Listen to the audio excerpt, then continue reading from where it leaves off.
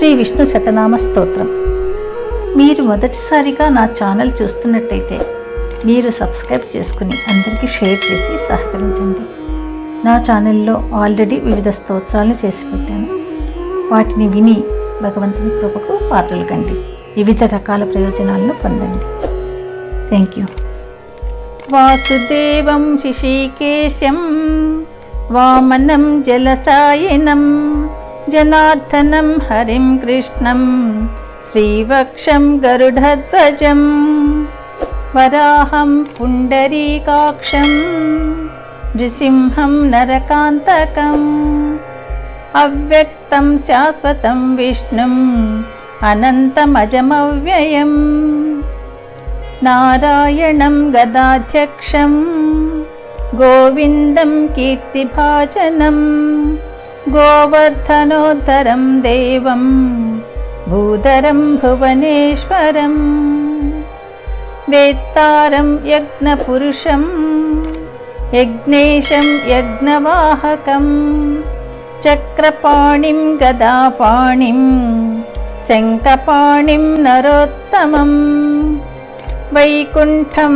దుష్టదమనం భూగర్భం పీతవాసనం త్రివిక్రమం త్రికాలగ్నం త్రిమూర్తిం నందికేశ్వరం రామం రామం హయగ్రీవం భీమం రౌద్రం భవోద్భవం శ్రీపతిం శ్రీధరం శీషం మంగళం మంగళాయుధం దామోదరం దయోపేతం కేశవం కేశిసూదనం వరేణ్యం వరదం విష్ణుం ఆనందం వసుదేవజం హిరణ్యరేత సందీప్తం పురాణం పురుషోత్తమం సకల నిష్కళం శుద్ధం నిర్గుణం గుణశాశ్వతం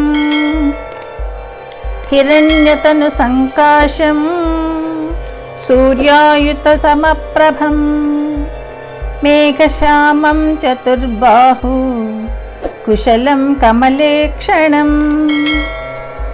జ్యోతిరూపమరూపం చ స్వరూపం రూపసంస్థితం సర్వజ్ఞం సర్వరూపస్థవం సర్వేశం సర్వతోముఖం జ్ఞానం కూటస్థమచలం జ్ఞానదం పరమం ప్రభం యోగీశం యోగనిష్ణాతం యోగినం యోగరూపిణం ఈశ్వరం సర్వభూతానాం వందే భూతమయం ప్రభుం ఇతి నామశం దివ్యం వైష్ణవం ఖలు పాపహం వ్యాసేన కథితం పూర్వం సర్వపాపప్రణాశనం యః పఠేత్ ప్రాతరుత్థాయ సభావేద్వైష్ణవో నరః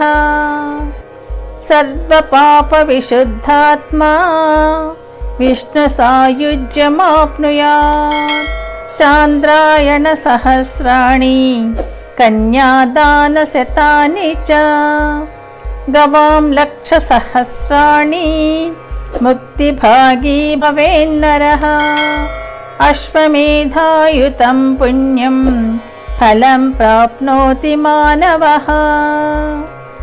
ఇది శ్రీ విష్ణు శతనామ స్తోత్రం సంపూర్ణం. యదక్షరపదభ్రష్టం మాత్రాహీనం తు యద్భవేత్ తత్సర్వం క్షమ్యతాం దేవా నారాయణ నమోస్తుతే. సర్వం శ్రీకృష్ణార్పణమస్తు.